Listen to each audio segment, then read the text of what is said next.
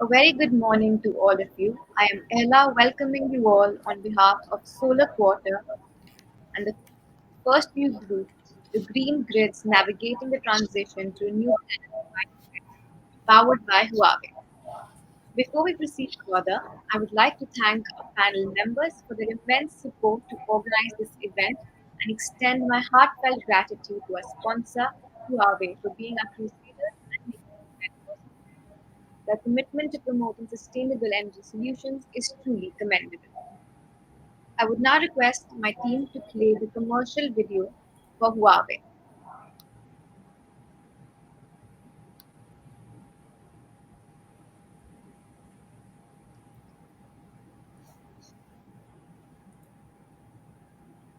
In the pursuit of light, our explorations span 40,000 kilometers, creating an ideal landscape for smart PV technologies.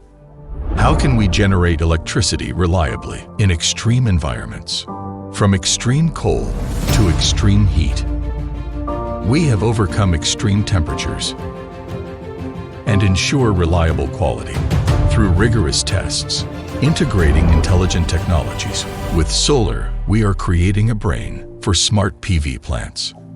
High-density power can improve electric energy production. Leading intelligent algorithm has overcome geomorphic restriction. Smart IV and CV fusion diagnosis simplifies operation and maintenance of scattered floating PV projects. We are heading toward a low-carbon future with huge demand for PV and energy storage. Indeed, light, our explorations span 40,000 kilometers. In the pursuit of light, our explorations span 40,000 kilometers, creating an ideal landscape. I believe there's some error. I'll just play it again.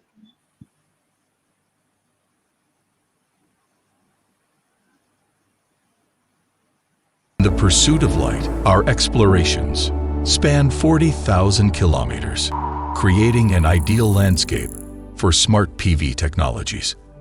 How can we generate electricity reliably in extreme environments? From extreme cold to extreme heat, we have overcome extreme temperatures and ensure reliable quality through rigorous tests, integrating intelligent technologies. With solar, we are creating a brain for smart PV plants. High-density power can improve electric energy production. Leading intelligent algorithm has overcome geomorphic restriction. Smart IV and CV fusion diagnosis simplifies operation and maintenance of scattered floating PV projects. We are heading toward a low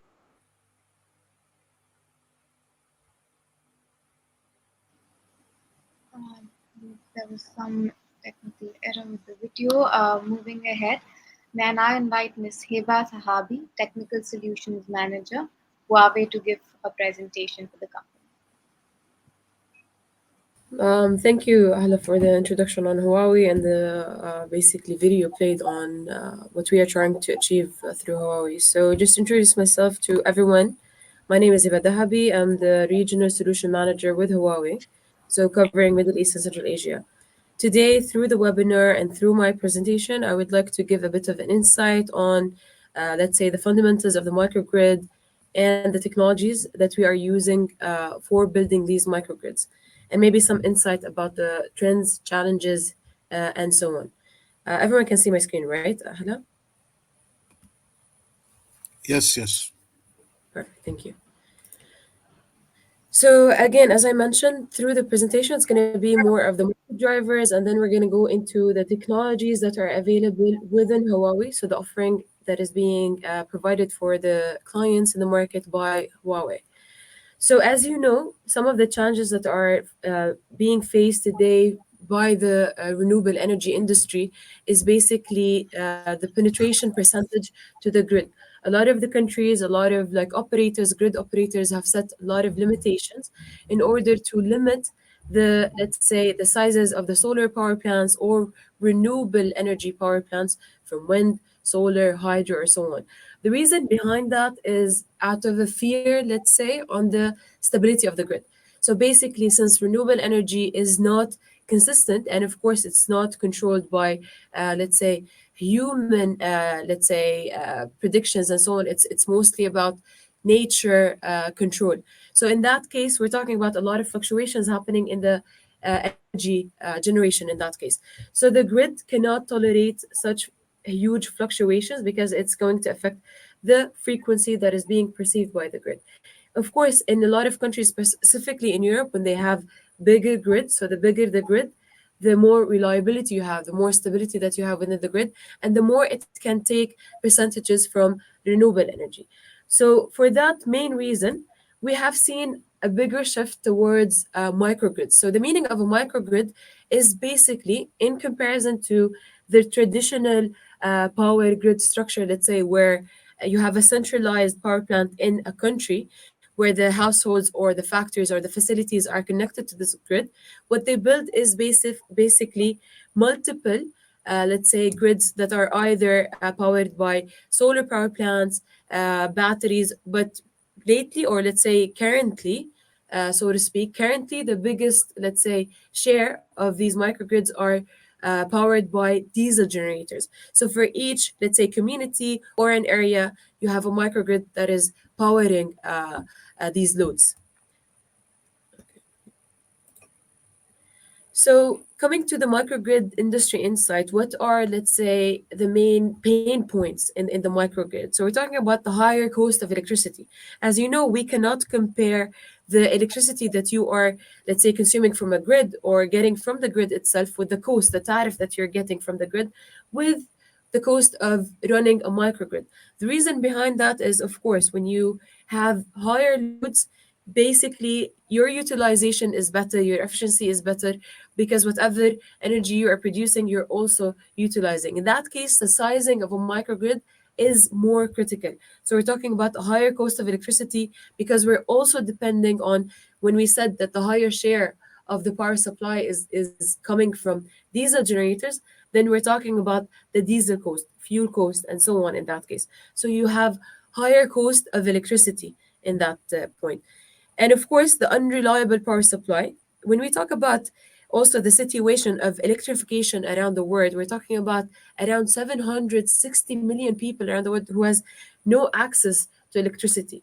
And in that case, how do you overcome these issues? They cannot be connected to the grid easily because you know also there is a high cost of uh, connecting them to the grid, building these transmission lines and cabling and so on. So for that case, they also depend more on diesel generators. And we're talking about also an increase of CO2 emissions. And we cannot deny how the world is shifting at the moment. We're going towards global warming, and the signs are becoming clearer and clearer. So even the people who were not convinced, let's say, with the effect of the, let's say, consumerism and the production facilities and so on, and these carbon emissions are now also agreeing because we cannot deny it anymore. We are at a critical point. So this is also an important aspect that we are going to discuss as well in the webinar, the transition from these traditional power supply that are emitting a lot of CO2 emissions into the green transition from renewable energy. So the second aspect of the challenge is basically the CO2 emissions and also the instability of the power supply from the grid. We've seen a lot of outages happening, specifically if we're talking about our region. Let's talk about the countries that are facing, let's say, the biggest struggle when it comes to the reliable power supply, which is, so to speak, Iraq and Lebanon. So if you have a production facility, you cannot have an outage of 5 to 10 times during the day. You're going to lose so much money from your production and so on. And also for the safety of the operations of these facilities. So that's also another aspect from these challenges that we are seeing. Let's say the last part, but not the last but not least, so to speak, is the lack of, let's say, professional people for doing O&M for these grids. When we talk about diesel generators, of course, we're talking about the noise of it, we're talking about the pollution, but also the high cost of O&M. You need to do periodically, you need to do O&M for operation and maintenance for diesel generators. You cannot skip this O&M because it's not a joke. The safety of these diesel generators also plays a big role in that case.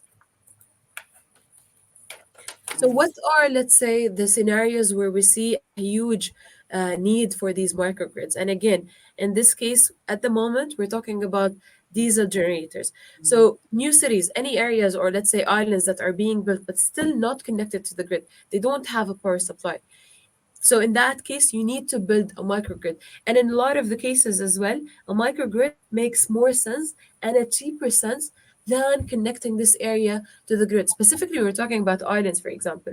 Building, getting like cabling underneath, submarine cablings underneath the water surfaces and so on. This will cost a lot of money. So going for a microgrid might make, let's say, more sense for the operators. The second part, or let's say the second scenario where we see a huge need for microgrid would be the industrial scenarios. When you're talking about the mining industry, mining sites, oil and gas, oil fields, because they are constantly, for example, if we're talking about the rigs, and this is specifically important in the cases of Kuwait. As we know, Kuwait is one of the, let's say, biggest, let's say, countries in the Gulf region for producing oil. So in that case, when we're talking about oil rigs, if you know, then you know that rigs are constantly also as well moving every now and then. So in that case, you need a microgrid to be built to power these sites. So dependent also in the industry that we're looking at. And of course, when you're talking about mining, oil and gas, factories, cement plants, and so on, you're talking about a huge need for a continuous power supply. The client, or let's say the customer, is always looking for a reliable source. They cannot afford an outage in that case as well. So also residential power consumption, some areas where, let's say, villages or so on that are not connected to the grid already, there's no electrification on it. And we see this specifically in Africa as well. There's plenty of cities or villages that are not electrified, let's say, not connected to the grid. And of course, C&I, in this specific scenario, there's also some countries that put limitations on the, let's say, the cap of load or consumption that these let's say factories or facilities that can get from the grid. So if you exceed this cap, you cannot be taking the power from the grid. In that case, you need to build, let's say, a backup power or a source for you to make up for this increase in load that you have. So coming to Huawei's specific product for these cases, just to give you an idea of what Huawei offers for the green energy. So we're talking about the AC side from the inverters. When you talk about in the solar system, the modules and so on, these are not provided by Huawei. We don't provide solar modules, but we provide the solar inverters and optimizers for the modules. And we go to the transformer station that is responsible for stepping up the voltage. We're talking about the AC coupling in this case, and of course, coupled on the AC side with the ESS system, so energy storage system, from the battery itself to the PCS, which is, let's say, the power conversion system, which acts as a bi-directional, let's say, inverter. So it's responsible for charging and discharging the battery.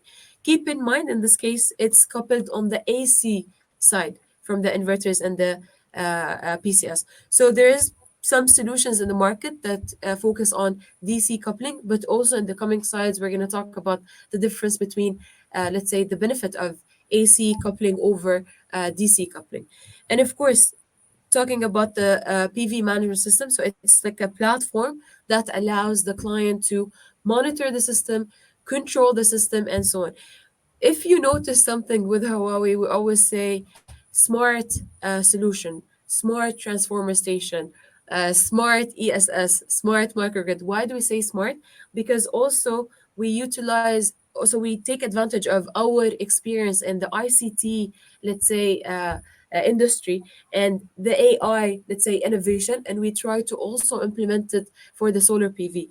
Talking about smart, it means that we're offering the client, let's say, an ease of use. So when you're using this system, it allows you like simply accessing the platform, and remotely you control all of the components that are connected to your system, from the inverter to the PCS to the battery itself and the transformer station, and of course the brain of the system, which is the smart array control unit, which is basically that has the smart logger inside of it, that is responsible for the communication between the components. And you get to also control the times of use for your battery. When do you want it charge, when do you want it to discharge, and so on.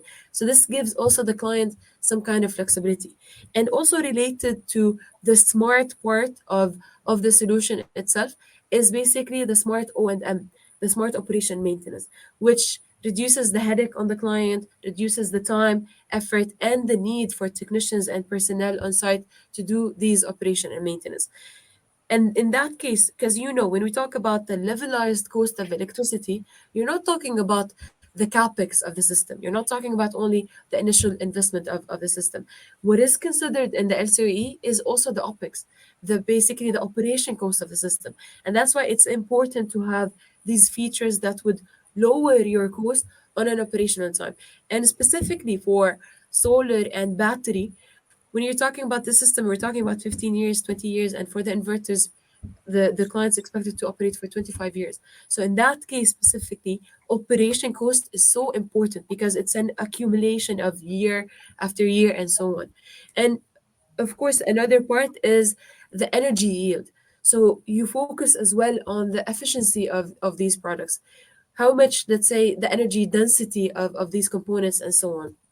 And of course, let's not forget part of the applications that I've mentioned, specifically in mining, oil and gas, and so on, safety, and also residential, of course. Safety is a very important aspect. And we have heard a lot about batteries exploding and so on. So we're going to come to these parts also in the coming slides. So this is another solution. Previously, let me take you back one slide.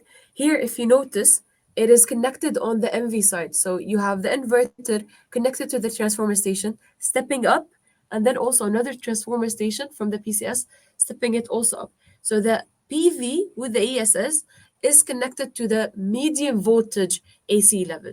So we're talking about this coupling point.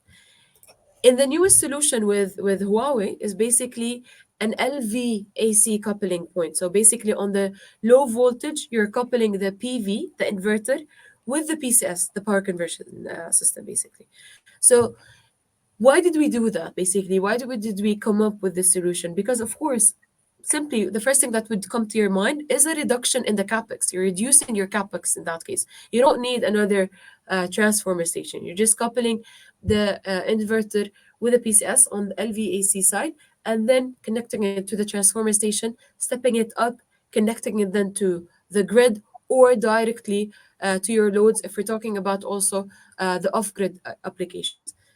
So in that case, also we're talking about a higher revenue because this case you will also improve your round trip efficiency. Round trip efficiency means that, let's say, the efficiency of charging and discharging your battery. You don't have a lot of losses from the conversion of the power in that case.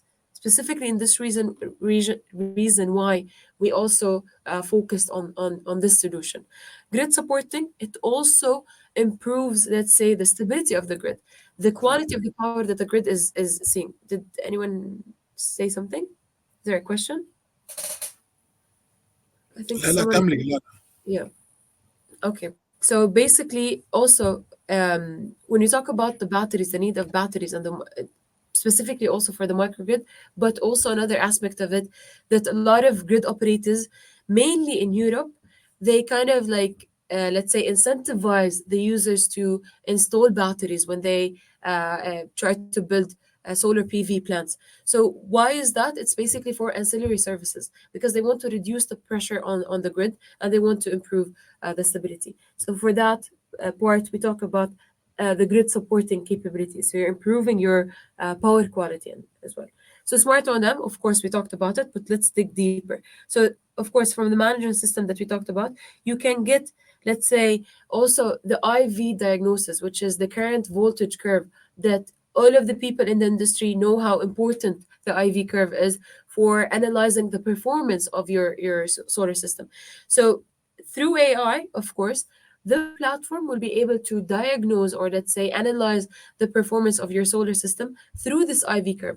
If there is a shift in the IV curve from what is predicted to be through your current conditions of the site installation and so on, if there is a deviation in the curve, the system will be able to analyze and recommend to you what might be the issue for this that is causing this deviation in the curve.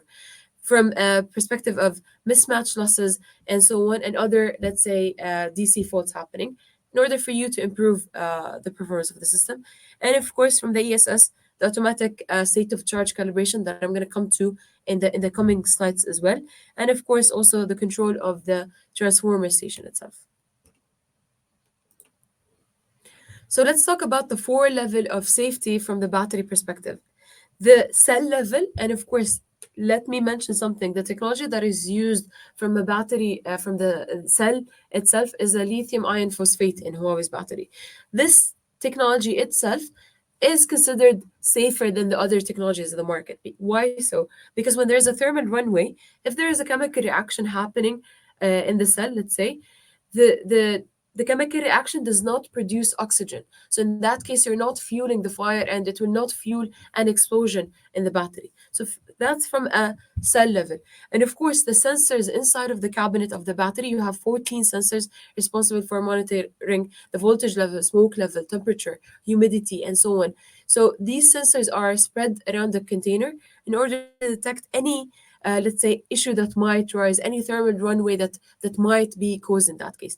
And in case, let's say on the third level, in case any the smoke sensor and the temperature sensor were both triggered at the same time, it will activate the fire suppression system. So the fire suppression system, you have, let's say, um, what is it called, a refrigerator inside of the container that will be released in case the mechanism is triggered, and it will suppress any fire from evolving, let's say. So it will put it down directly. And of course, another part that I'd like to talk about is the protection of the personnel around the cabinet. So in case of, let's say, an increased pressure inside of the cabinet, other technologies, or let's say products that are in the market, when there's a pressure increase inside of it, you expect the doors, the first thing to open is the doors of the cabinet. So they will be pushed away. But in case of Huawei, we have a pressure window release on top of the cabinet that will help release the pressure from the top and protect the surroundings of the battery. So let me come to what I was talking about from the smart O&M perspective from the ESS, the calibration. You know, calibration in batteries is very important because it's kind of similar to the mismatch losses that we see in the modules.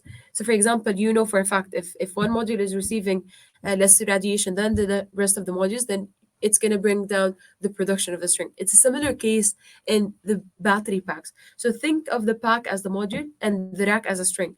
So if you have one pack not charged as the rest of the packs, let's say it's charged at 80%, but the rest are at 100%, your system will not be able to see this pack, will not be able to see that you have one pack that is not fully charged as the rest. And this will cause mismatch losses as well in your battery. So you're not utilizing the full capacity of the battery. And when we compare that to the cost of the battery, this is a huge loss for the client. So what we came up with a solution, an innovative solution, which is called an optimizer on the battery pack. So basically, it's a switch at the beginning and at the end of the pack, and it acts as a bypass switch. So it bypasses the pack that is fully charged and it goes to the next pack. It sees, is it 100% charged? Is it not? If it's not, then it opens the switches, ignores this pack, and charges this pack, and so on. So this also kind of acts as an isolation between the packs, which protects each pack. And it's also, there's an additional benefit to this solution, which basically allows the client to plug and play. So instead of replacing all the packs when one pack is not healthy, you can just open the switches, replace the pack that is unhealthy with a new pack. In this case, it reduces also your cost in this matter. Instead of like what we call an augmentation plan, so basically also like increasing your packs in the system and so on, you just need to remove one of them.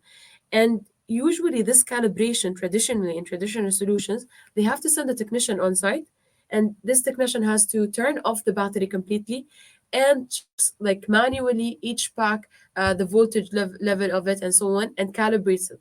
So in this case, the client is also losing this time of use.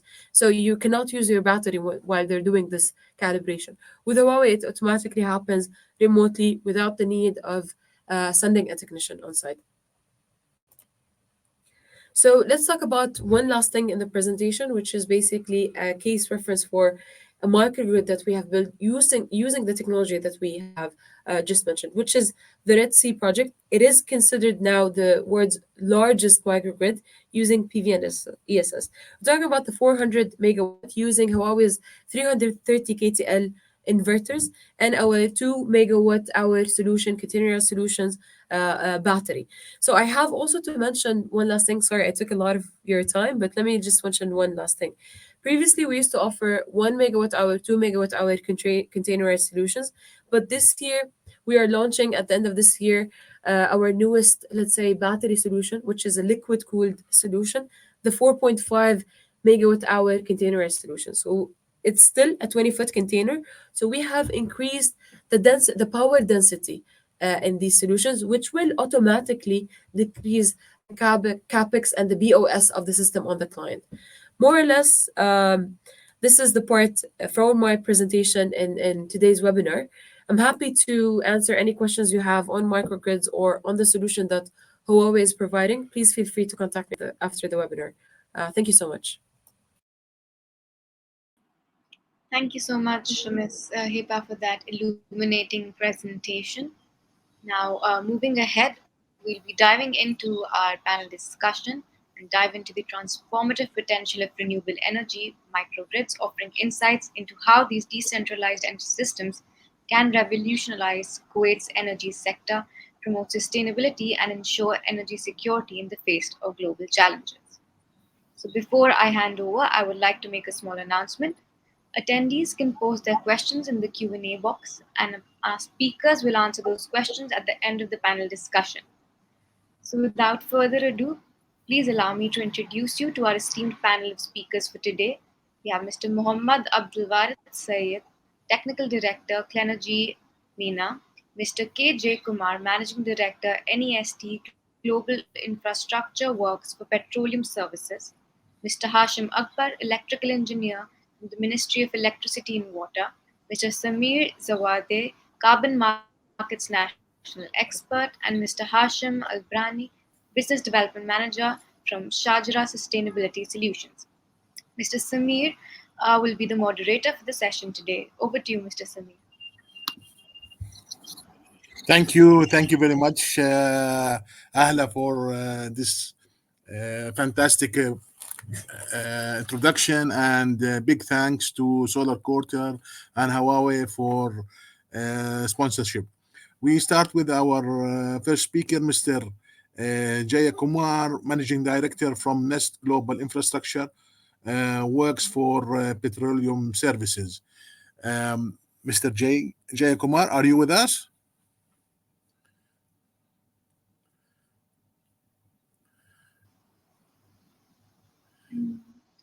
Mr. So Jaya, yes? I believe there's some technical issue. If we can move ahead with our second speaker, sir. Yes, of course. Mr. Hashim from our esteemed Ministry of Electricity. Mr. Hashim Akbar, are you with us? Yes, I am. Excellent. Mr. Hashim, first of all, thank you very much for being with us today. Can you start with an introduction to the available renewable energy regulations or regulatory framework in Kuwait? Over to you. Thank you so much. So first of all, for people that don't know, Kuwait has an ambitious plan of having 15% of all energy production come from renewable by 2030, 50% by 2050, and then to be carbon neutral by 2060. In order to achieve those plans, there have to be a lot of policies and regulations from our side at a ministry level, and to reach that level. Okay. And can you give us a little bit an idea about what level of renewable energy has been installed so far, and what types of renewable energy? So mostly in Kuwait, we have installed PV panels and concentrated solar power as well as wind. These are the cornerstones of our renewable energy in Kuwait. We have installed currently three 5,000 megawatts of renewable energy in Kuwait. And we have currently in Kuwait, as a total, we have 188 projects that are renewable energy focused.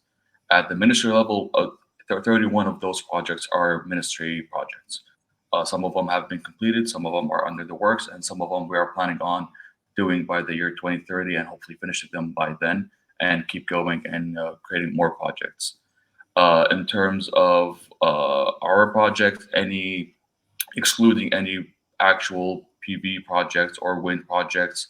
Any new governmental buildings have to include some sort of PV, which is some sort of incentives and subsidies that we are providing any new developers that are building any project for the government or for any outside entity, that if they provide PV in their buildings, there will be some sort of sensitive and subsidies that we provide as sort of an encouragement to include PV to reach that ultimate goal of the carbon neutral.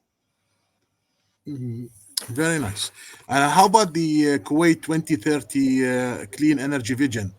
Can you give us a little bit of an idea about this?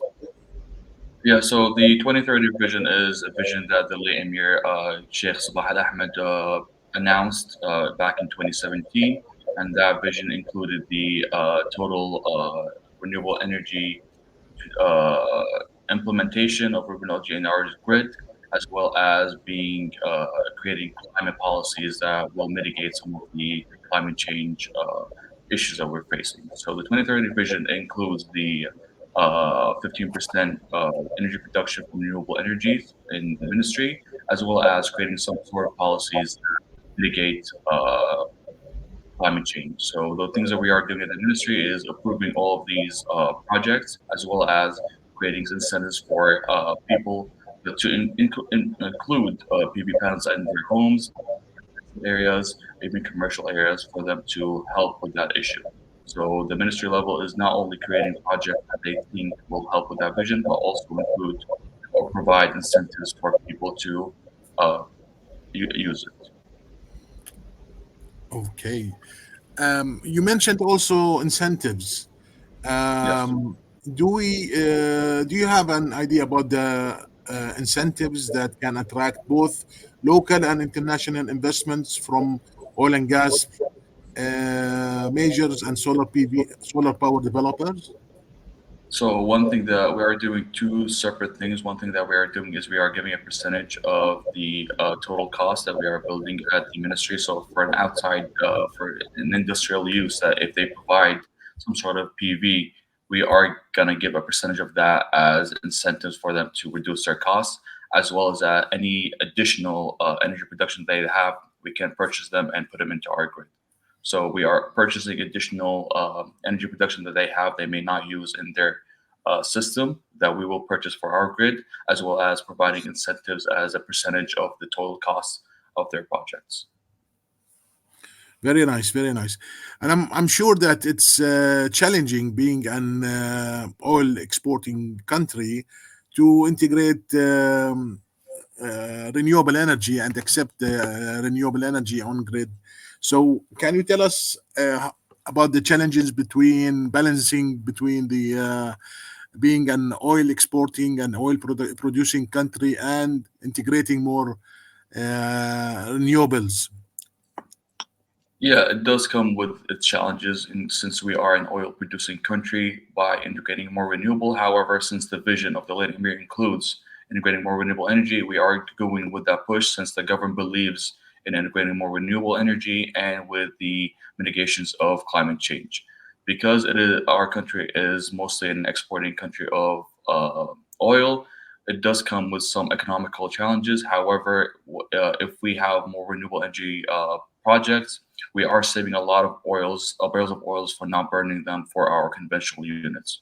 So there are some economical benefits that we are benefiting as an oil producing country, and as a country as a whole, we do believe that integrating more renewable energies into our system will help us, especially since we want to reduce some of that stress on our uh, grid and infrastructure. So it has its pros and cons. We believe at a ministry level that the pros outweigh the cons. So that's why we are heavily investing in it, and we heavily believe in integrating more renewable energy. There are some technical challenges, some economical challenges. We are working with our amazing team at the ministry as well as the private sector to combat some of these issues and find solutions that will have a smooth transition in integrating more renewable energy into our grid. Very nice. Did I understand correctly that what you said is that each government building should have uh, like a net zero or must install renewable energy in the future? Is that a Yeah, target? so well, the ministry has released an agreement with all governmental buildings, so I'll include PB as of now. We have multiple green buildings. We and the future of our governmental buildings to be net zero buildings for them to be self sufficient, to be energy. The zero carbon emission is going to be zero. So this is the direction that the ministry is headed. All governmental buildings within the state of Kuwait that are being supported and funded by the ministries have to be include at least 15% of energy production from renewable energy.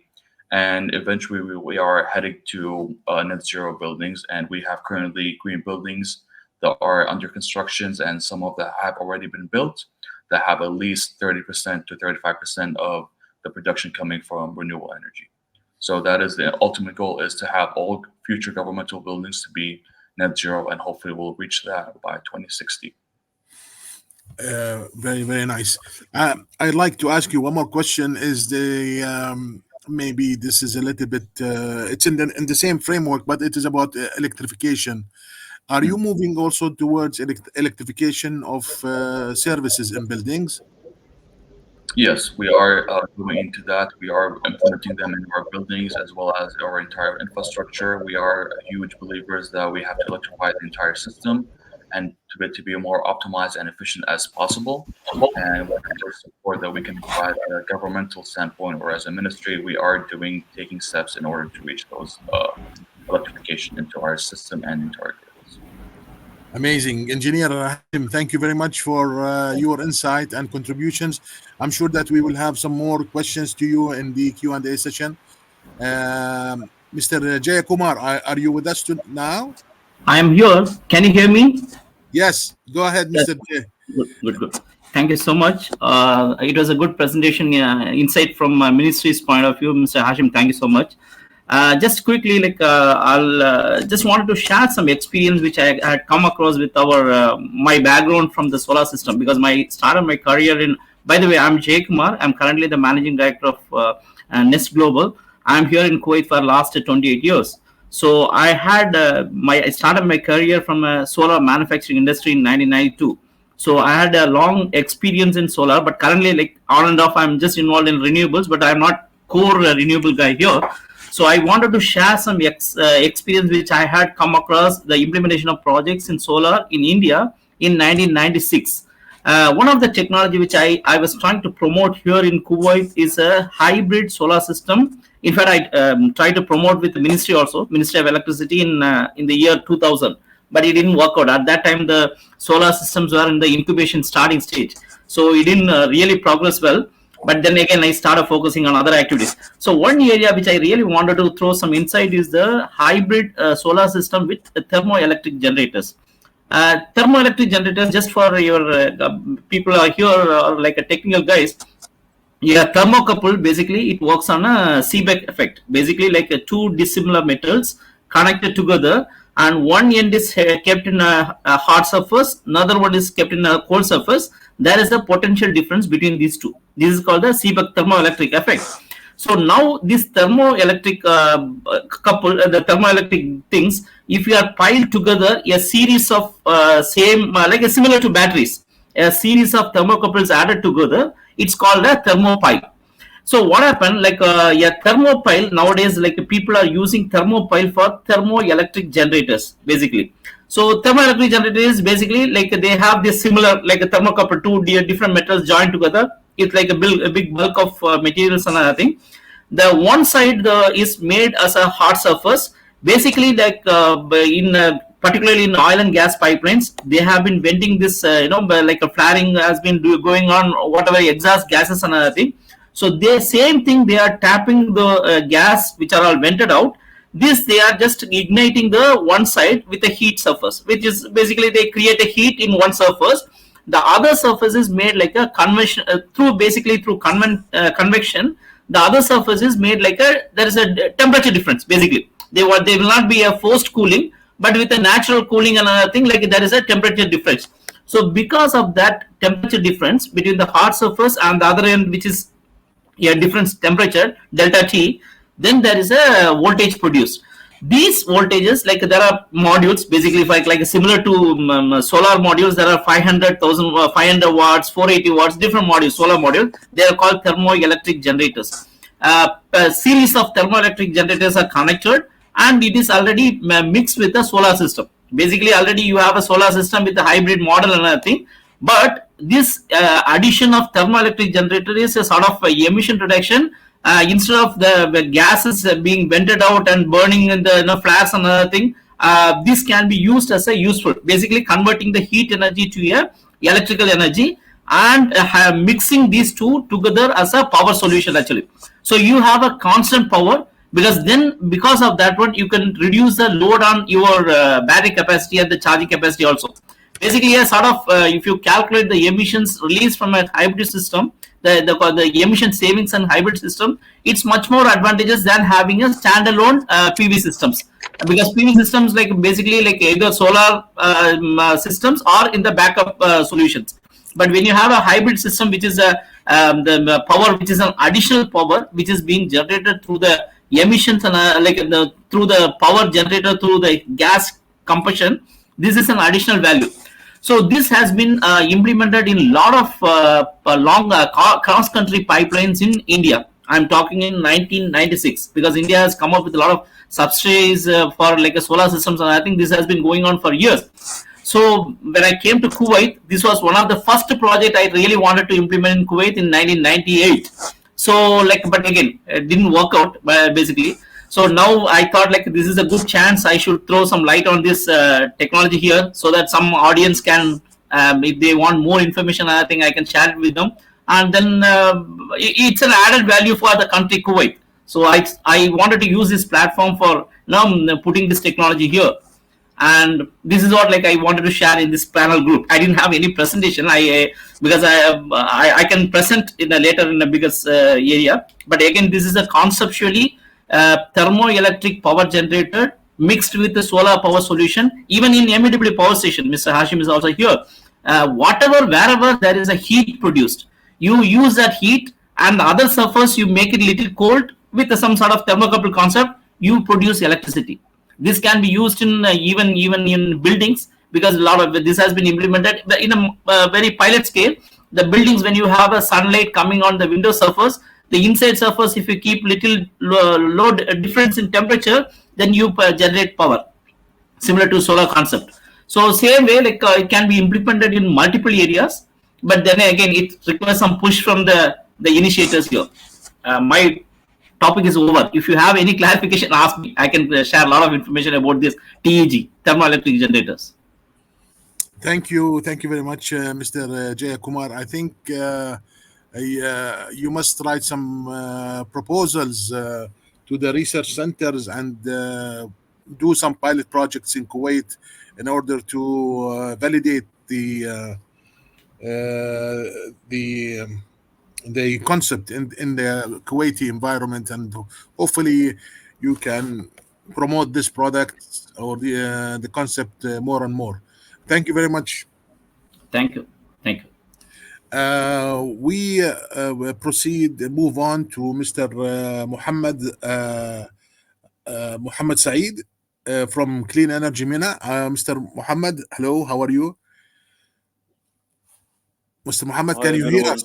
Ahlan wa Yes, sahlan. yes, I can hear you clearly. Excellent. Thank you. Mr. Muhammad is the technical director of Clean Energy Mina, and he will share with us some of the insights into the role of cutting edge technology and innovation to drive progress in the solar sector. Please, can you tell us about this topic, please, Mr. Muhammad? Yeah, sure. Thank you very much, Mr. Samer, and thank you everyone on this event.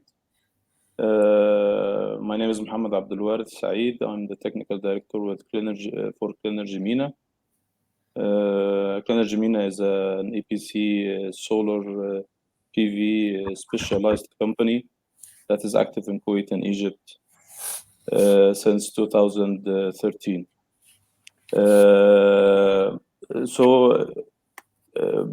Before giving some insights on the topic of role of cutting edge technologies and innovation, I think it's better to agree on the concept of innovation, because sometimes the innovation might be interchangeably used against the high-tech products or high-tech solutions.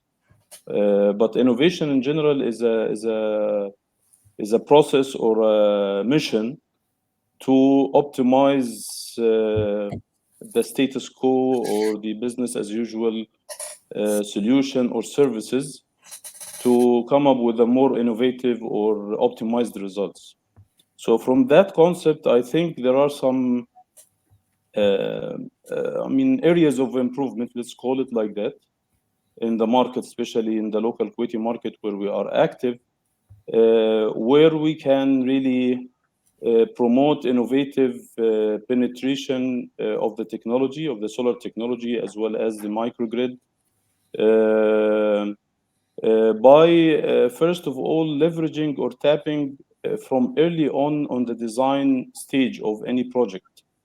One of the challenges that we are facing in many projects, that the solar or renewable component of the project is really not integrated or not part of the integrated design process from early on.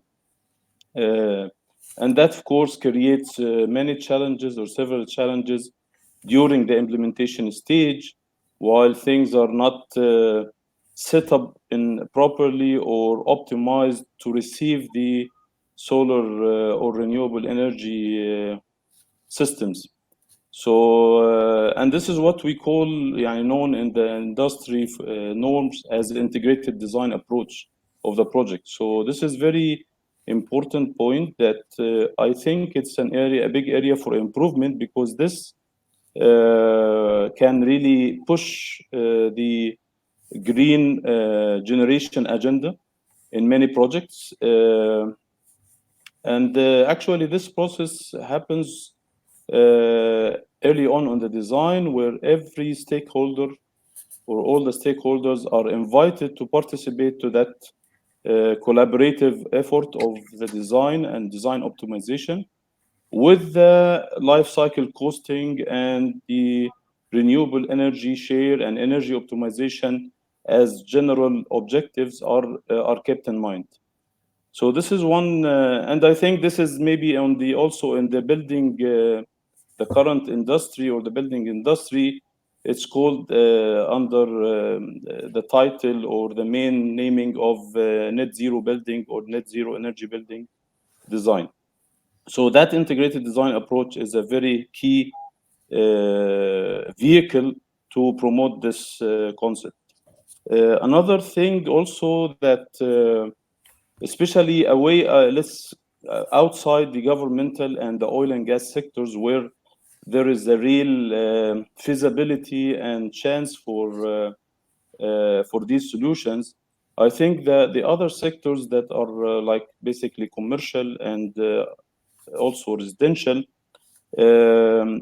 still there is a perception gap between, and I think that gap coming primarily from maybe some case studies that or previous project that were having some challenges in maintenance or whatever. So I think operational maintenance also is a very key element to and the innovation in this part especially is very key element to make the solar part or the renewable energy implementation and integration more appealing. So there should be, I believe, there should be some sort of proper scheme for operation and maintenance. Like, for example, here in Kuwait, we have, this is not renewable, but there's the Kuwait Fire Force. They have a clear requirements for minimum requirements for operation and maintenance of life safety systems in building.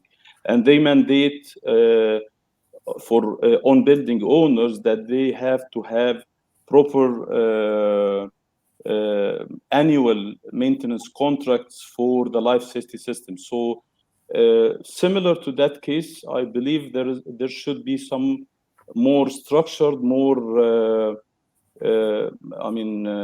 properly framed requirements for operation and maintenance in all the projects that have been executed or under execution or to be executed. And those requirements has to be really incorporated in the project TORs and specifications outside. So it should be including minimum maintenance, operation and maintenance requirement. It should be minimum, there should be minimum requirements for remote monitoring and monitoring of the system's performances. There are currently in most of the recent projects, Ministry of Electricity and Water is pushing and enforcing this to have all the projects handed over, tested properly, and then have the monitoring setup, minimum requirements for monitoring setup in place, and also connected with their monitoring central monitoring division of the power. But also we have to promote the operation and maintenance side as requirements after the handing over of the project to make sure that the benefits are captured. I think those are the two main points that I have. If you have any other points to also discuss about, I'm more than welcome. Thank you. Mr. Muhammad, these are very good points. Maybe a guideline, maybe if if you work with the Ministry of Electricity and Water and prepare a guideline for the solar PV rooftops and in buildings to integrate all of the items that you have discussed, it will be beneficial for the country. If I may interject. Yes, go ahead.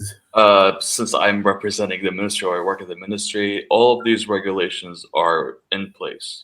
We have a technical department. The only purpose of the technical department is to create mandates and requirements and regulations for the operation and maintenance, for the components, the approval. We all have all of those. If there's for an equipment or something that does not have such things, we can always discuss with the operator or the product. But these mandates, these operations, all of the systems are in place. We do have the operation maintenance. We do have all those in place. Wonderful. Just something to. Great. Thank you. Thank you. Excellent. Excellent. Thank you. Thank you, Hashim, for the confirmation. Mr. Muhammad, we'd like to ask you another question about the managing the financial viability of renewable energy microgrids in Kuwait. Can you elaborate on that, please? I think maybe Hiba tapped on many aspects on this topic. But I think the feasibility or the financial viability of microgrids, especially in areas where industrial areas or densely areas where the conventional temporary power generation, or where there is some challenges in power supply. Also in the new developments that is going on everywhere in the country, currently in Kuwait, I think the financial feasibility of microgrids for these projects are stemming out from several, advantages that they can offer. For example, the microgrids are reliable, so they rely on abundant source that is very abundant in Kuwait, as we know, plus the element of storage that is associated with that, which give more reliability and reliance on this and stability as well. The other thing is that the customization and adaptability to different application from small scale to large scale. And of course, Kuwait is blessed with abundance of lands, and that can really support this adaptability and expandability. They, of course, more efficient. They have less waste compared to the conventional power generation systems like gas turbine power plants or whatever. And they also can assist, this is my perception or my opinion, that they can assist also into optimizing the current expansion plans that is done by the country for in the conventional power. So the more microgrid solutions that are offered in new development, either in new development or even the existing ones, can really help to reduce, as Engineer Hashim earlier said, reduce the strain on the current grid, as well as also it can also present their feasibility through directing or shifting some of the the financial plans to finance the conventional power grid or power generation systems towards a more greener power generation systems or microgrids. So these are, I think, also the element of security and especially that you are not relying on any sources that is maybe imported or exported or whatever. So you are relying on natural sources that can really there are higher level of security in this.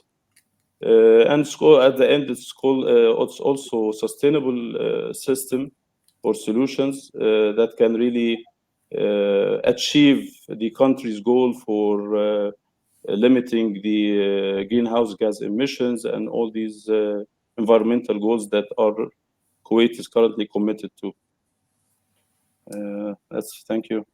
Yeah, thank you, Mr. Mohammed. But since Kuwait is a rich country and is subsidizing the energy for the citizens, who is going to invest in microgrids? Is it the government or the? I think it's the government primarily, but I think there are يعني I'm sure Engineer Hashim can comment as well on this. But I believe there are we can call it cost sharing or benefit sharing between the private sector and also the residents and the local and the citizens and the government, because this opportunity is coming from the gap between the cost of energy production and the current subsidized tariff for mainly the commercial sector and also the residential sector, which are almost like 12 to 13% of the production cost. So with this gap in place, I believe there is opportunity to promote even or get the commercial sector and also the locals and whoever wants to invest in this, especially through some setups like the community solar setups or something like that, and share the benefits between that is resulting from that implementation, between that's coming from the gap between the current tariff and the actual energy production. I hope at this point I could clarify it clearly. So there is a gap around 35 fils per kilowatt hour between the production cost and the actual tariff paid by the end users. So in this gap, whatever savings or whatever, I think that can create an opportunity for benefit sharing. Let's call it like that. If between the two parties. This is, of course, in addition to the governmental investments, which is, I think, already in mandate and progressing in the right direction currently. Yeah. If I may, I agree with some of the things that Mr. Mohammed said. Yes, we have to work hand in hand between as a governmental entity and the private sector. The governmental, agencies, we have done a lot of investment and planning, and we are believing that we have to create an ecosystem of, PV, conventional microgrids, and batteries and storages. We do believe that. We also want to partner up with corporate agencies. For example, the KOC, they have their own microgrid that they have built with the help of the governmental agency or the Ministry of Electricity and Water, for them to have their own separate microgrid that can withstand all of their loads and support their loads. But yes, in general, yes, it will be a contribution between the government as well as the private sectors to create separate microgrids and invest into the actual grid itself and the infrastructure. Just a comment I thought I should make. Thank you. Thank you, Mr. Hashim. While you are speaking, and I'd like to ask you another question. What is the electrification rate in Kuwait, please?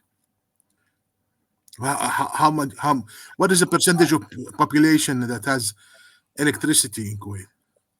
Or I don't know the exact figure, so I can't give Okay. you a number because I don't want to give you a figure that I'm not 100 certain of. But I do believe that the electrification is a major thing in Kuwait. We are rapidly increasing it, and Yes. very few people don't have access to electricity or the electrification.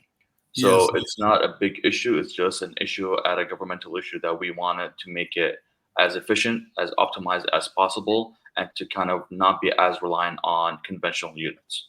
But we still will have some conventional units in order to compensate for the lack of efficiency or the lack of weather that we may have, or the sandstorms, or the sporadic nature of renewable energy. Yeah, definitely. In the future, we need more resiliency and we need more redundancy on the grid, and definitely the microgrids is an option. Thank you, Engineer Hashim. Our last question, Engineer Muhammad, is: can you address some of the challenges in implementation of renewable energy microgrids? Well, I mean, in terms of the challenges, I think the larger scale, if we are talking about the larger scale microgrid, because we have been involved in several projects for a smaller scale microgrids like remote sites, telecom towers, or oil and gas pipeline monitoring systems, or I mean similar type of applications. But I must say that the larger scale microgrids still needs to be, I think, promoted more and integrated in a more orderly fashion. I think one of the main challenges, is establishing the feasibility of the larger scale microgrids, because at the end, I mean, it needs to be studied at early stages, as I mentioned. It has to be integrated, and see how this integration will be feasible for each project. So there should be some early studies on clarifying and also justifying this investments. I think also it might be another challenge that also the operation maintenance scheme for microgrids, which includes solar and other technologies, as well as maybe diesel, along with the battery storage. So these systems or solutions are very specialized that will need higher skilled people in terms at the engineering stage, as well as the implementation, as well as the operation maintenance and monitoring. So I think this is also another challenge that needs to be addressed to make this technology more appealing and more feasible for to be implemented, especially that Kuwait has large expansion plans currently in pursuit for new cities, new neighborhoods, developments. So I think it's a good time to tackle those challenges and see how to overcome and justify the feasibility of these large-scale microgrids. Thank Thank you you. very much, Engineer Muhammad. We proceed with to Engineer Hashim Al Bahrani, the Business Development Manager. Are you with us? Yeah, I'm with you, Sam. Excellent. Mr. Hashim, can you tell us a little bit about the current shift in the PV demand in Kuwait? Yeah, Assalamu alaikum. Good morning, everyone. Thank you for having me on this panel. I'm glad to be here, sharing some knowledge with the great guys here. And I think they have added a lot to this topic regarding Kuwait and renewable energy involvement. So, yeah, to answer your question, um, we are, as Schedule Sustainable Solutions, we started like in 2022. The reason we started this company is to catch up and keep up with the recent surge in demand of renewable energy.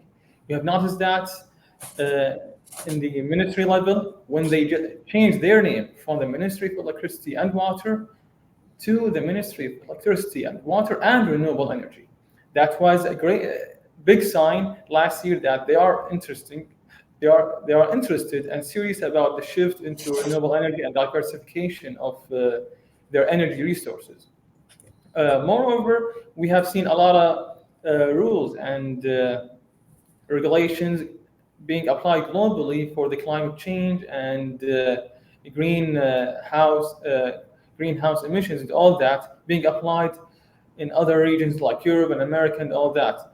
And step by step, they are getting applied in Middle East in some countries. And we're expecting to get some of these rules being applied in Kuwait soon on private sector and governmental sectors. So governmental sectors, they have already started that trend with their requirements on their new buildings of 10 to 15%, depending on the responsible authority. But as of now, with the new incentives that the Ministry of Electricity are setting with the feed-in tariff proposals and incentives, we are expecting the private sector and the commercial and industrial sector as well will be jumping into this trend as well. Not only to save energy, but to make money out of this trend. With this feed-in tariff, we're expecting to make, through generating 1 hour of PV, to make 4 hours of free electricity with a feed-in tariff.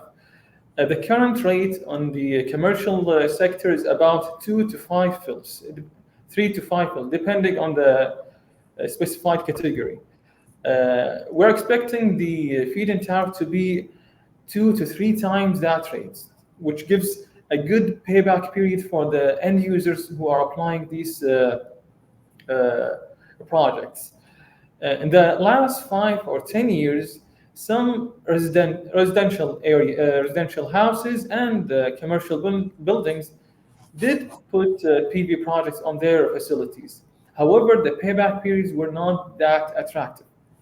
The payback periods were between 15 to 17 years, which is, if you compare it to the lifespan of the renewable energy equipment, it's almost the same lifespan of the equipment, which is usually 20 years old.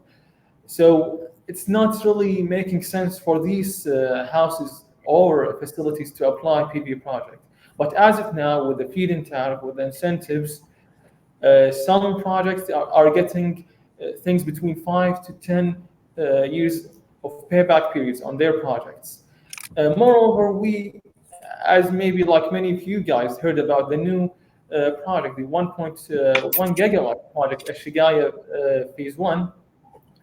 Currently, we are waiting for the qualified list and bidders on this project. This would be a big jump, a big surge in demand on this sector in Kuwait. So yes, the shift is increasingly uh, advancing in this sector, and we are expecting more and more in the couple of years to come. Thank you, Hashim. Very insightful. I'm very interested in knowing what the feed-in tariff will be. Can you tell us a little bit more about your role as a business development manager for Shajara Sustainability? How do you see the commercial and industrial projects, recent involvement in the solar PV? What is the share of C&I projects? Thank you. Yeah. So maybe many people who are participating in this sector in Kuwait don't know that the private sector are interested, but they are lacking the guideline. They're lacking maybe the legislations for the ministry. They're lacking maybe the manpower and knowledge and the know-how in this sector. Recently, we are in negotiation and collaboration with many private sectors in Kuwait, starting from the oil services to the private companies with big facilities. We are introducing our solutions to create a win-win-win situation where all the participating players in this market and in these projects have successful experience. So maybe if you are following the news in Kuwait, we just signed about 20 megawatts project in Kuwait for a big factory in Kuwait that will be released soon. So that factory is trying to utilize the new feed-in tariffs in Kuwait and to reduce their energy consumption at the early steps. They signed these deals now before the increase in demand in the manpower, and equipment, and the busy schedules on these projects. So they are taking advantage of being the early birds in this market to get the right and the qualified, the compatible products and know-how in this field. So yes, some private companies are utilizing that and making early steps, and they're making serious steps on this sector and route. Very good, very good. Um, Another question is about the expected scale of the projects and readiness of the market in different sectors of construction, supplying, legislation, end users, and financiers.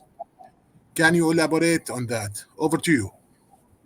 Yeah. So as of now, based on our like recent inquiries and projects that we are working on, we are expecting about between 1.3 to 1.5 gigawatts of projects being released in the through this year and next year.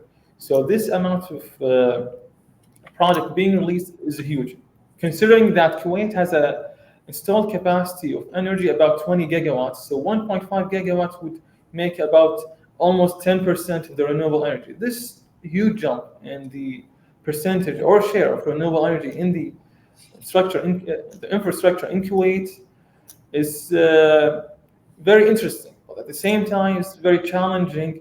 Put a lot of responsibility on the ministry to handle this amount of renewable energy. Because as you know, renewable energy comes with it a lot of good stuff and a lot of challenges, uncertainties, and different weather conditions affecting the performance of these projects. So uh, this scale is very attractive for many sectors in Kuwait and outside Kuwait. We have also seen a big interest through some of the events we had in the last few weeks that major developers in the field of PV project are visiting and making serious conversations and talks and interest into the Kuwaiti market. But the only thing that's lacking in their formula is the right legislations as of now, which we are being told that it will be released soon within this summer, hopefully, to make everything clear for all players in this market. Wonderful. Our last question, Mr. Hashim, is about the challenges and opportunities in the renewable energy movement in Kuwait. Can you elaborate on that, please? Yeah, so as I mentioned earlier, the challenges were mainly based on the feasibility of these projects, okay, and the usages and the, the fruits out of this project. What is it? So as of now, we have a lot of mandates, especially for financial institutions, to do some ESG projects like environmental, social, and governance. So obviously, renewable energy projects lays into the environmental pillar of these mandates. Thankfully, we have some Yes, please. good interest from the financial institutions in this sector, where they are looking also to support these projects, where some of these entities and let's say developers and interested parties, they're lacking, let's say, let's be honest with that, the money side, the dollar side. So the challenges are getting resolved. Challenges are being clearer now, so they can be resolved with a proper way. Okay, the opportunities comes hugely in the Kuwaiti market as it's new in this sector in terms of like being an area for developments and opportunities for other developers from Kuwait and outside Kuwait.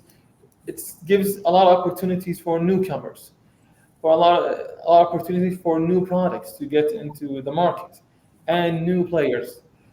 And as I mentioned earlier to you guys, major developers are approaching Kuwait to facilitate their presence in Kuwait from now.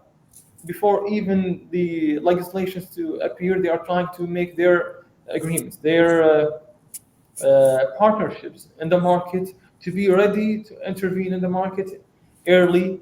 Because as you know, the more the years comes through these projects, the more competitiveness will come, and more challenges in terms of like the feasibility of projects and payback periods will become more challenging. Yeah. So yes, yeah, but let me understand this correctly. But we already have legislation in Kuwait to for anybody who wants to install solar PV, correct? It is correct, but I'm talking about the legislations for the feed-in tariffs, for Okay. the selling energy as a service, for example, or even the Shigaya project. So these small like regulations has to be more clear for the developer to get into the market. Thank you, thank you, thank you very much for all the speakers. Now we go over to Ahla for the Q&A session. Over to you, Ahla. Thank you so much, Mr. Samir, and thank you so much to our esteemed speakers and moderator for such an insightful session. I will now be screening the questions that have been posted by our audience. So I believe this is for Mr. J. Kumar. This is not related to CSP. CSP, this is basically a concentrated. It's not concentrated solar power. Just by the way, basically, it's a sort of thermoelectric generator. You can just Google it, or I can share. I don't know if I'm allowed to share something. Actually, no problem. It's if you put a thermoelectric power generator Google, you will get an idea. The model number is I think in the world I think maybe one or two guys are there. The company which I had experience was Global Power Technologies. Earlier it was Global Thermoelectric Generators. So it's a basically a thermoelectric generators, basically using the similar to the conceptually it's a concentrated solar power also producing the heat and producing the energy, but this is another one burning the gases or effluents which are all not effluent like a like a flare gases as a, source of heat, and using that heat as a medium to generate electricity. So this is not related to CSP, it's a different technology. It's a very widely and used in a lot of places, lot of oil and gas facilities. So this is what like okay. Screening the next question.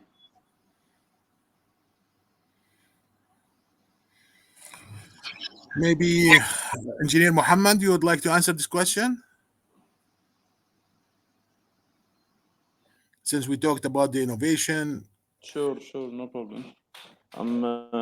Thank you. I'm not sure about what's the meaning of smart PV, but يعني, I will assume that he's addressing the module level optimizer or something like that.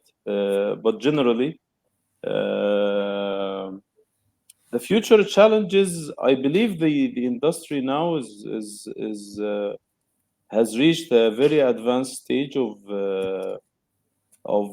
maturity and development and advancements in all levels. I believe, starting from the module technology and the cell technology, which is really evolving on a very fast pace.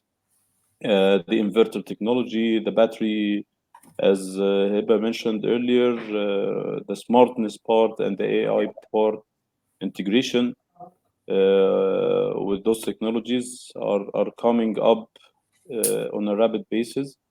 There are some, of course, some areas that can. I won't call it a challenge, but I'd rather use the term of areas for improvement, which is the building integrated PV, which I believe has also a great potential, but also it needs some research and support, and also integrated design approach from early on the project, because I think this technology also can really play a good role in the renewable energy penetration in the market, but it has to go through the right path and start at the right point of the design and engineering of any project to really improve or enhance this. I would also mention an environmental challenge, which is, I believe, still currently present in our region, especially, which is the end of life disposal, and how this can be really leveraged. I mean, in our region, I'm sure very few plants or solar plants have reached their end of life. So I think that's also something that we have to think about.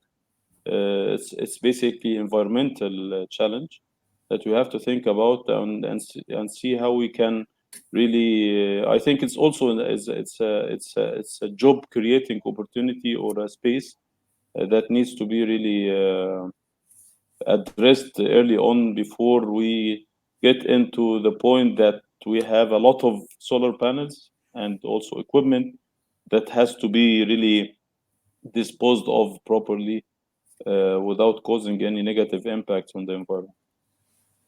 Thank you. Thank you very much.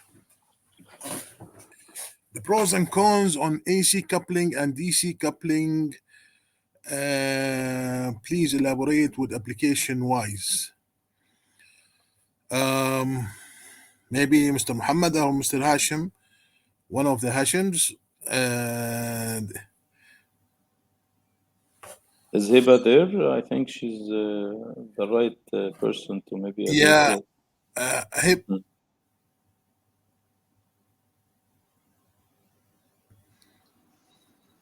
let's skip this question.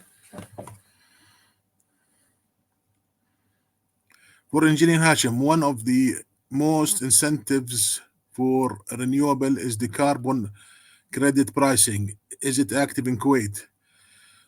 Mr. Hashim from the electricity company. Yes, please.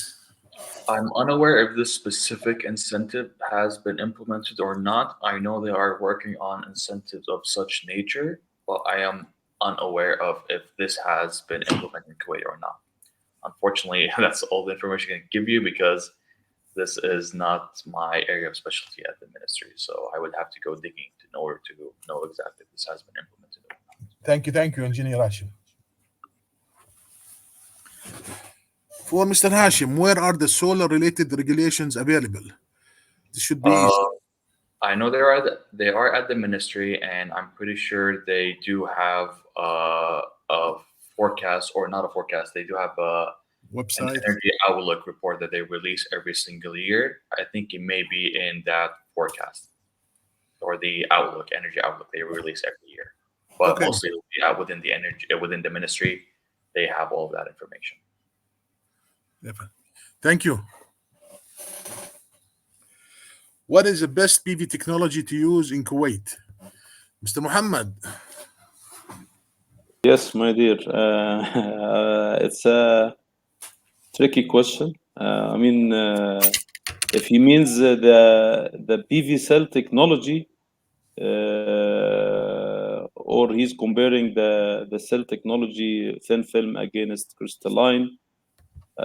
I think the market globally, not only in Kuwait, is dominated by the crystalline technology now, with a reducing share of thin film, unless there is a special or specific application for that. And also the crystalline technology itself is becoming more and more temperature tolerant,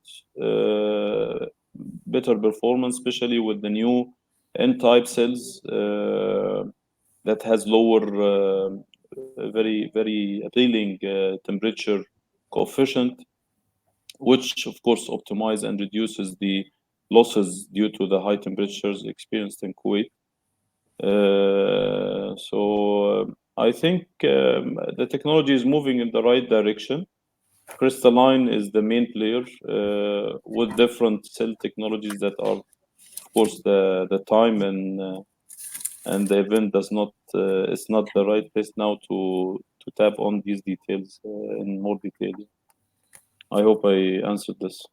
Thank you. It's good, very good answer. Thank you. Engineer Akbar, is there a minimum watt per meter square renewable technology requirement for governmental project approval as aspect of ministry regulation and policies? There are Over no to watts per meter squared per se. We go off of percentages of the building itself for an energy production. So if we have a piece of land that has X meter squared, we go by a percentage of that meter per squared. Governmental buildings, if they have a certain area, we go off of a certain percentage. So it's not a cookie cutter equation. It's more of depends on every single case. We will have to look at it, and then there is a certain percentage that we go off of. thank you, Engineer Hashim. Okay, maybe last question. What will be the forecast percentage of renewable energy in Kuwait for 2035? Engineer 15%. Hashim as well. Yeah. 15%. Okay. 15%. Thank you. Ahla, one more. Okay. And one last question. Our audience are really enjoying the panel discussion and they just want more information. Sure. A problem which we always face in microgrid is the ratio of diesel energy not less than 30% of its KVA. Anyone has a solution to mitigate or reduce this ratio? J. Muhammad, maybe? Sorry, يعني, I don't have really a Answer. proper answer for that. يعني, يعني I'm not really a microgrid specialist, so Thank you. Thank you. so you're welcome. Thank you. Over to you, Ahala. Thank you so much to our audience and panelists. And so, with this, we have come to the end of this virtual event. A very special mention and thanks to Mr. Samir Zawade for superbly managing the session and collaborating with us on this event. A big shout out to our attendees for extending your valuable time, and a special thanks to our sponsor, Huawei, for their immense support to organize this event. We promise you to come back soon with more exciting sessions. The floor is now open for network. Thank you all. Thank you. Thank you. Thank you very much for your time and event. Nice event. Thank you. Yeah. Thank you, guys. Appreciate it. Thank you very much. And you're most welcome to come to Jordan and see all the PV projects. Thank you all. Thank you. Bye. Bye. Bye. Thank you.